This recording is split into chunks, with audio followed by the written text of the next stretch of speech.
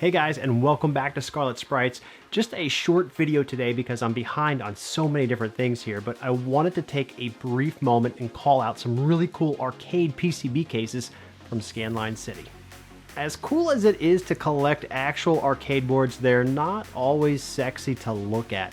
They were never manufactured with the intent of being displayed or stored out in the open the way consoles are, so you don't get these nice casings and shells normally.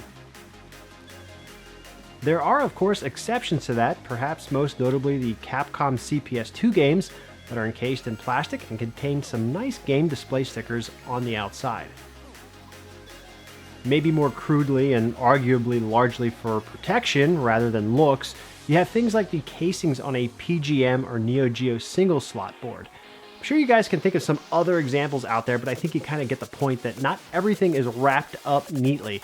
There were a lot of bare boards produced that were then mounted directly to the walls of arcade machines. One of the more common ways of storing boards, and free I might add, now don't judge me fellow taxpayers, is the use of postal boxes. And again though, this isn't very appealing unless you find some way of decorating the boxes or at the very least label them somehow, and as you can tell, I don't really bother doing either of those two things.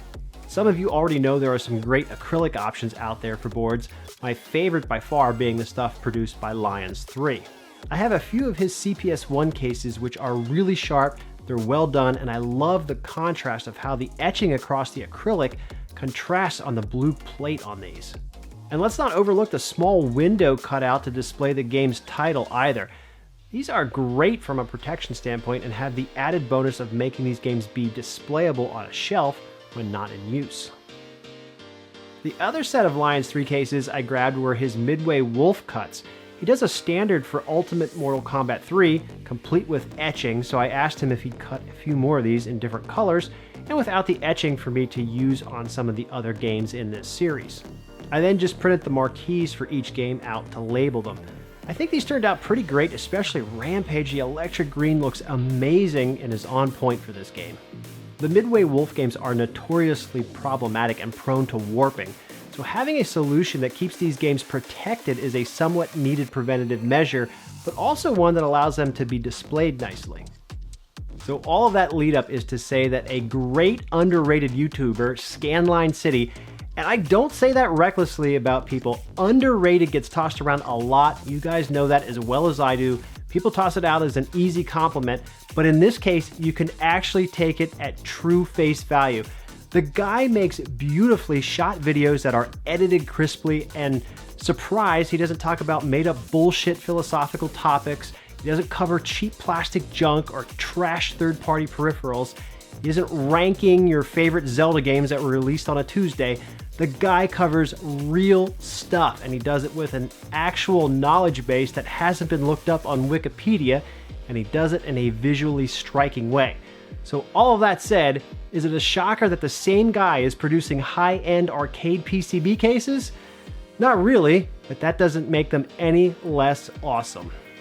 So here's his website with current case offerings, and as you can see, all of the Mortal Kombat cases are available, as well as today's G.I. Joe and The Simpsons.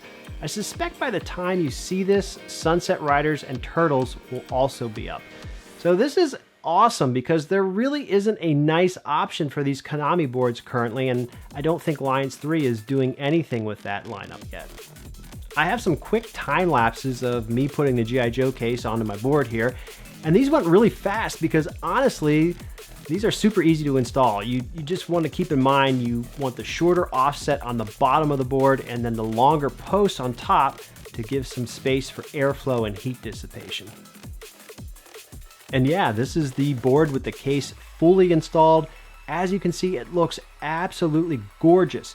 Now the price is $175, so these cases aren't cheap, and well, they're not cheap to make either.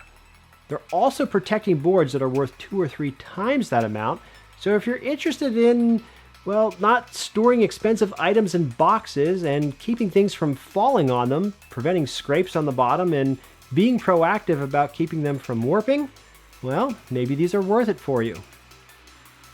I have a few other select boards that I'm thinking of that don't reside inside of a cabinet that I'd really love to get cases for. And I think one of those cases may become available at some point here in the future, and if it does, I'll be sure to share it on Twitter and Instagram. But I hope that you guys like the work being done by Scanline City, and even if you're not interested in these cases, please head over to his YouTube channel and subscribe, because he does a lot of great arcade-related content over there. And oh yeah, don't forget to like and subscribe to me too while you're at it. And I will catch you all next time. Later, guys.